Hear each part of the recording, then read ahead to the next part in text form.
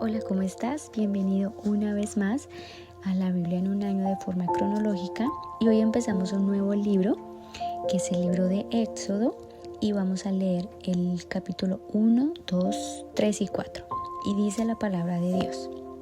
Los israelitas en Egipto. Estos son los nombres de los hijos de Israel, es decir, Jacob, que se trasladaron a Egipto con su padre, cada uno con su familia: Rubén, Simeón, Leví, Judá, Isaacar, Zabulón, Benjamín, Dan, Neftalí, Gad y Aser. En total, Jacob tuvo 70 descendientes en Egipto, incluido José, quien ya se encontraba allí. Con el tiempo, José y sus hermanos murieron y toda esa generación llegó a su fin, pero sus descendientes, los israelitas, tuvieron muchos hijos y nietos. De hecho, se multiplicaron tanto que llegaron a ser sumamente poderosos y llenaron todo el territorio. Tiempo después subió al poder de Egipto un nuevo rey, que no conocía nada de José ni de sus hechos. El rey le dijo a su pueblo: miren, el pueblo de Israel ahora es más numeroso y más fuerte que nosotros. Tenemos que idear un plan para evitar que los israelitas sigan multiplicándose. Si no hacemos nada y estalla una guerra, se aliarán con nuestros enemigos, pelearán contra nosotros y luego se escaparán del reino. Por lo tanto, los egipcios esclavizaron a los israelitas y les pusieron capataces despiadados a fin de subyugarlos por medio de trabajos forzados. Los obligaron a construir las ciudades de Pitón y Ramsés como centros de almacenamiento para el rey. Sin embargo, cuanto más los suprimían, más los israelitas se multiplicaban y se esparcían, y tanto más se alarmaban los egipcios. Por eso los egipcios los hacían trabajar sin compasión. Les amargaban la vida forzándolos a mezclar, a fabricar ladrillos y a hacer todo el trabajo del campo. Además, eran crueles en todas sus exigencias. Después el faraón rey de Egipto dio la siguiente orden a las parteras hebreas Cifra y Púa: cuando ayuden a las mujeres hebreas en el parto, presten mucha atención durante el alumbramiento. Si el bebé es niño, mátenlo, pero si es niña, déjenla vivir. Sin embargo, como las parteras temían a Dios, se negaron a obedecer las órdenes del rey y también dejaron vivir a los varoncitos. Entonces el rey de Egipto mandó llamar a las parteras. ¿Por qué hicieron esto?, les preguntó. ¿Por qué dejaron con vida a los varones? Las mujeres hebreas no son como las egipcias, contestaron ellas. Son más vigorosas y dan a luz con tanta rapidez que siempre llegamos tarde. Por eso Dios fue bueno con las parteras y los israelitas siguieron multiplicándose y se hicieron cada vez más poderosos. Además, como las parteras temían a Dios, Él les concedió su propia familia. Entonces el faraón dio la siguiente orden a todo su pueblo: tiren al río Nilo a todo niño hebreo recién nacido, pero a las niñas pueden dejarlas con vida. Capítulo 2. Nacimiento de Moisés. En esos días un hombre y una mujer de la tribu de Leví se casaron.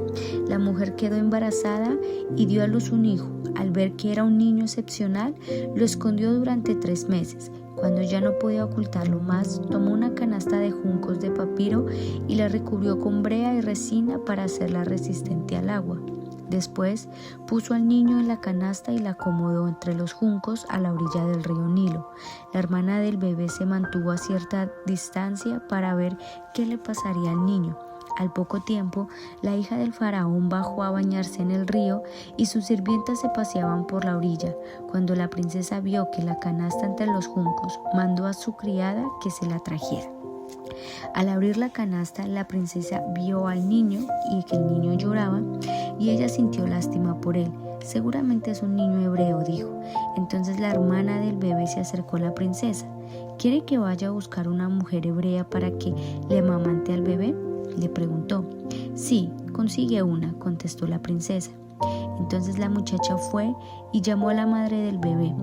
Toma a este niño y dale el pecho por mí, le dijo la princesa a la madre del niño. Te pagaré por tu ayuda.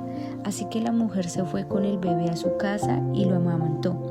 Años más tarde, cuando el niño creció, ella se lo devolvió a la hija del faraón, quien lo adoptó como su propio hijo y lo llamó Moisés, pues explicó: lo saqué de las aguas. Muchos años después, cuando ya era adulto, Moisés salió a visitar los de su propio pueblo, a los hebreos, y vio con cuánta dureza los obligaban a trabajar. Durante su visita, vio que un egipcio golpeaba a uno de sus compatriotas hebreos. Entonces Moisés miró a todos lados para asegurarse de que nadie lo observaba, y mató al egipcio y escondió el cuerpo en la arena. Al día siguiente, cuando Moisés salió de nuevo a visitar a los de su pueblo, vio a 2 hebreos peleando. ¿Por qué le pegas a tu amigo?, le preguntó Moisés al que había empezado la pelea. El hombre le contestó: ¿quién te nombró para ser nuestro príncipe y juez? ¿Vas a matarme como mataste ayer al egipcio? Entonces Moisés se asustó y pensó: todos saben lo que hice. Efectivamente, el faraón se enteró de lo que había ocurrido y trató de matar a Moisés, pero él huyó del faraón y se fue a vivir a la tierra de Madián.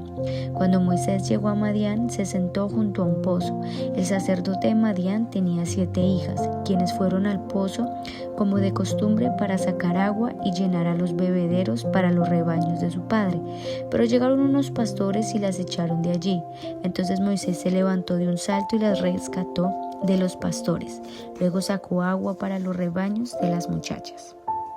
Cuando las jóvenes regresaron a la casa de Reuel, su padre, él les preguntó: ¿por qué hoy han regresado tan pronto? Un egipcio nos rescató de los pastores, contestaron ellas. Después nos sacó agua y dio de beber a nuestros rebaños. ¿Y dónde está ese hombre?, le preguntaron al padre. ¿Por qué lo dejaron allí? Invítenlo a comer con nosotros. Moisés aceptó la invitación y se estableció allí con Reuel. Con el tiempo Reuel le entregó a su hija Séfora por esposa. Más tarde ella dio a luz un hijo y Moisés lo llamó Gersón, pues explicó: he sido un extranjero en tierra extraña. Con el paso de los años, el rey de Egipto murió, pero los israelitas seguían gimiendo bajo el peso de la esclavitud. Clamaron por ayuda y su clamor subió hasta Dios, quien oyó sus gemidos y se acordó del pacto que había hecho con Abraham, Isaac y Jacob. Miró desde lo alto a los hijos de Israel y supo que ya había llegado el momento de actuar. Capítulo 3. Cierto día, Moisés se encontraba apacentando el rebaño de su suegro Yetro, quien era sacerdote de Madián. Llevó el rebaño al corazón del desierto y llegó al Sinaí, el monte de Dios. Allí el ángel del Señor se le apareció en un fuego ardiente en medio de una zarza. Moisés se quedó mirando lleno de asombro, porque aunque la zarza estaba envuelta en llamas, no se consumió. Esto es increíble, se dijo a sí mismo. ¿Por qué esta zarza no se consume? Tengo que ir a verla de cerca. Cuando el Señor vio que Moisés se acercaba para observar mejor, Dios lo llamó desde el medio de la zarza. Moisés, Moisés, aquí estoy, respondió él. No te acerques más, le advirtió el Señor. Quítate las sandalias porque estás pisando tierra santa. Yo soy el Dios de tu padre, el Dios de Abraham, el Dios de Isaac y el Dios de Jacob. Cuando Moisés oyó esto, se cubrió el rostro porque tenía miedo de mirar a Dios. Luego el Señor le dijo: ciertamente he visto la opresión que sufre mi pueblo en Egipto. He oído sus gritos de angustia a causa de la crueldad de sus capataces. Estoy al tanto de sus sufrimientos. Por eso he descendido para rescatarlos del poder de los egipcios, sacarlos de Egipto y llevarlos a una tierra fértil y espaciosa. Es una tierra donde fluyen la leche y la miel, la tierra donde actualmente habitan los cananeos, los hititas, los amorreos, los fereceos, los heveos y los jebuseos. Mira, el clamor de los israelitas me ha llegado y he visto con cuánta crueldad abusan de ellos los egipcios. Ahora, ve porque te envío al faraón. Tú vas a sacar de Egipto a mi pueblo Israel. Pero Moisés protestó: ¿quién soy yo para presentarme ante el faraón? ¿Quién soy yo para sacar de Egipto al pueblo de Israel? Dios contestó: yo estaré contigo, y esta es la señal para ti de que yo soy quien te envía. Cuando hayas sacado de Egipto al pueblo, adorarán a Dios en este mismo monte. Pero Moisés volvió a protestar: si voy a los israelitas y les digo, el Dios de sus antepasados me ha enviado a ustedes, ellos me preguntarán, ¿y cuál es el nombre de ese Dios? Entonces, ¿qué les responderé? Dios le contestó a Moisés: yo soy el que soy. Dile esto al pueblo de Israel: yo soy, me ha enviado a ustedes. Dios también le dijo a Moisés: así dirás al pueblo de Israel: Yahvé, el Dios de sus antepasados, el Dios de Abraham, el Dios de Isaac y el Dios de Jacob me ha enviado a ustedes. Este es mi nombre eterno, el nombre que deben recordar por todas las generaciones. Ahora ve y reúne a los ancianos de Israel y diles: Yahvé, el Dios de sus antepasados, el Dios de Abraham, el Dios de Isaac y de Jacob, se me apareció y me dijo: he estado observando de cerca y veo el trato que reciben de los egipcios. Prometí rescatarlos de la opresión que sufren en Egipto. Los llevaré a una tierra donde fluyen la leche y la miel, la tierra donde actualmente habitan los cananeos, los hititas, los amorreos, los fereceos, los heveos y los jebuseos. Los ancianos de Israel aceptarán tu mensaje. Entonces tú y los ancianos se presentarán ante el rey de Egipto y le dirán: el Señor Dios de los hebreos vino a nuestro encuentro, así que permítenos por favor hacer un viaje de 3 días al desierto para ofrecer sacrificio al Señor nuestro Dios. Pero yo sé que el rey de Egipto no los dejará ir a menos que sea forzado por una mano poderosa. Así que levantaré mi mano y heriré a los egipcios con todo tipo de milagros que realizaré entre ellos. Entonces, al fin el faraón los dejará ir. Además haré que los egipcios los miren con agrado y les darán obsequios cuando salgan, de modo que no se irán con las manos vacías. Toda mujer israelita pedirá a sus vecinas egipcias y a las mujeres extranjeras que viven con ellas toda clase de objetos de plata y de oro y de prendas costosas. Con estos vestirán a sus hijos e hijas y así despojarán a los egipcios de sus riquezas. Capítulo 4. Sin embargo, Moisés protestó de nuevo: ¿qué hago si no me creen o no me hacen caso? ¿Qué hago si me dicen: el Señor nunca se te apareció?